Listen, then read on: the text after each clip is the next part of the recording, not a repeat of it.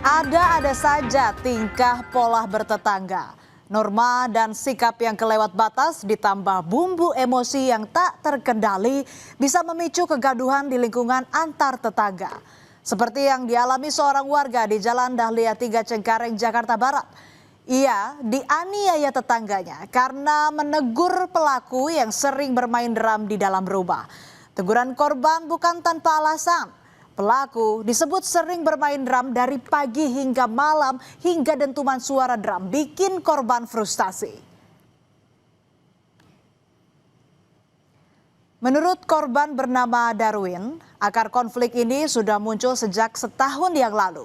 Dari rumahnya, pelaku kerap terdengar bermain drum dari siang hingga malam hari, tak tahu waktu. Darwin pun merasa terganggu, apalagi ia dan istrinya sedang menjalani program hamil sehingga sang istri butuh banyak waktu untuk beristirahat. Tapi suara dentuman drum membuat istri Darwin sulit tidur. Karena itulah Darwin beranikan diri menegur tetangganya itu.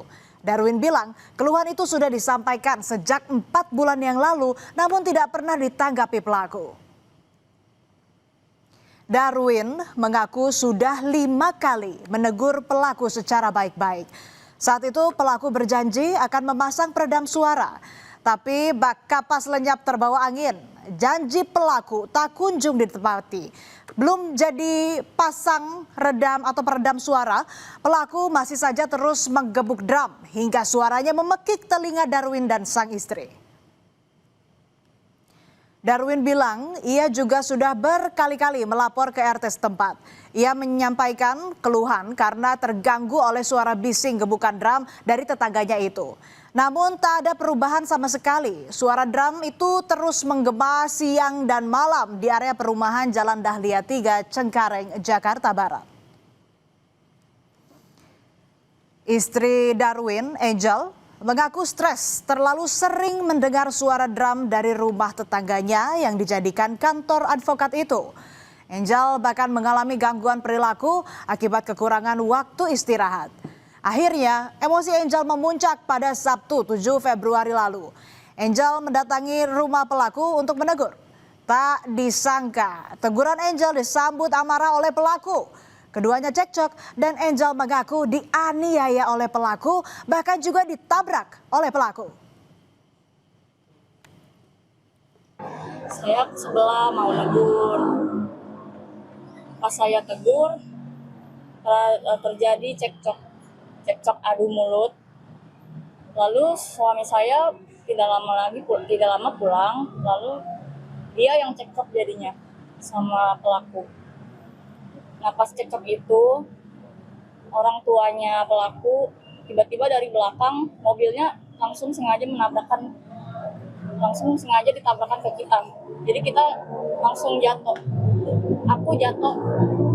Kalau dia, setelah dia terjungkal, dia langsung dipiting. Pada 7 Februari lalu saat Darwin pulang ke rumah, ia melihat istrinya tengah cekcok dengan tetangganya yang kerap main drum. Tentu saja ia tak bisa tinggal diam.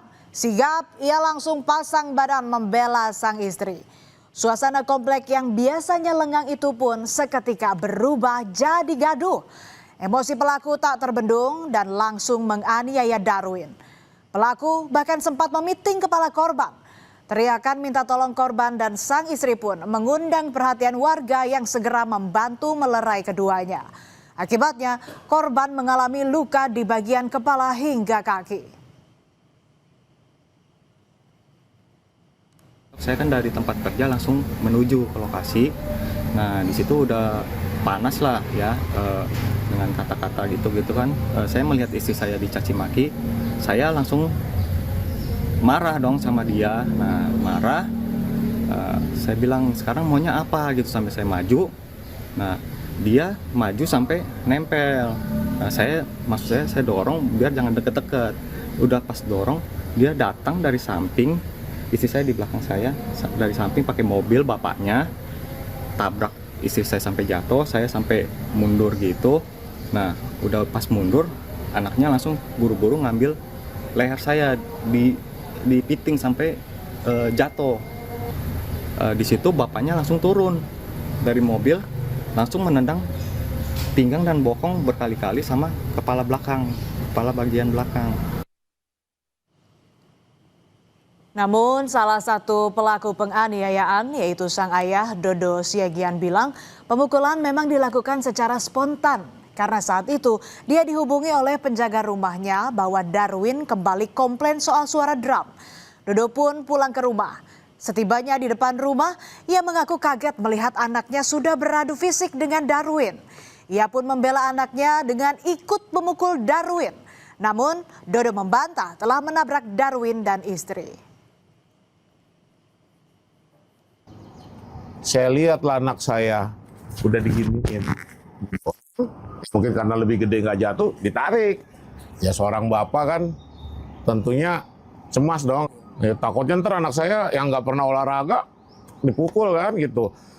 Itu si istrinya dulu kena senggol mobil saya, bukan kena tabrak ya. Kalau kena tabrak pasti ke depan. Dia jatuhnya kan samping kiri gitu. Baru si Darwin, saya pikir anak saya juga kena. Nggak tahu nggak kena anak saya. Nah, saya buru-buru turun dong. Waduh, ini kok jadi, saya pikirin nabrak kan gitu. Ya saya lihatnya sudah dipiting, udah bergulat, dipiting gitu. Udah dipiting sini, piting, tangannya dipiting gitu. Ya jujur ya, saya juga melakukan pukulan. Karena dia udah dipiting ya saya pukulnya paha kiri sama pantat bokong. Dodo juga bercerita, 1 minggu sebelum peristiwa baku hantam, anaknya bahkan sempat meminta izin kepada korban untuk bermain drum. Namun saat sang anak mengetuk pintu rumah Darwin, korban sedang tak berada di rumah. Saat itulah anak Dodo merasa aman untuk bermain drum. Dodo juga bilang sejak November 2025, anaknya sudah tak lagi main drum pasca ditegur oleh korban. Seminggu sebelum kejadian ngomong ke saya mau main drum latihan.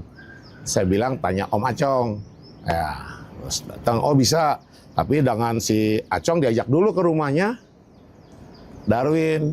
Anak saya sopan, Om, Tante, ada orang nggak gitu loh. Kalau ada orang mau izin, ya maksudnya biar sekalian dengar. Tapi kalau nggak ada orang ya berarti boleh main dong, nggak ganggu. Diketok-ketok nggak ada orang, keluar. Mainlah dia seminggu sebelum kejadian. Nggak ada masalah, memang ternyata nggak ada orang di rumah. Gara-gara main drum, korban dan pelaku penganiayaan kini saling lapor ke polisi. Polisi bilang korban yakni Darwin dan istri melapor terkait dugaan penganiayaan ke Polres Metro Jakarta Barat. Sementara pelaku juga ikut melapor terkait dugaan ancaman kekerasan. Polisi kini sedang mendalami laporan keduanya dan sudah menggelar olah tempat kejadian perkara. Korban juga sudah membuat laporan di Polres Metro Jakarta Barat dan saat ini juga masih dalam proses pendalaman. Begitu juga si terlapor pelaku yang melakukan penganiayaan juga membuat laporan polisi terkait tentang adanya ancaman. Itu merupakan hak mutlak dari seluruh warga negara. Jadi tidak ada pandang bulu, tidak ada pilih-pilih selama perkara tersebut terpenuhi unsur pidana, alat bukti dan ada saksi. Atas ribut-ribut perkara drum, Dodo Siagian pun meminta maaf. Ia mengaku salah karena tak mampu menguasai emosi. Dodo berharap persoalan ini bisa diselesaikan dengan cara kekeluargaan tanpa perlu lanjut ke ranah hukum. Sebelumnya, upaya mediasi juga sudah ditempuh bersama pengurus lingkungan rumah. Namun korban tetap maju ke jalur hukum. Rencananya, Dodo akan mengajukan upaya mediasi ke polisi agar kasus ini bisa selesai dengan damai. Tolong dibantulah ya kan untuk damai.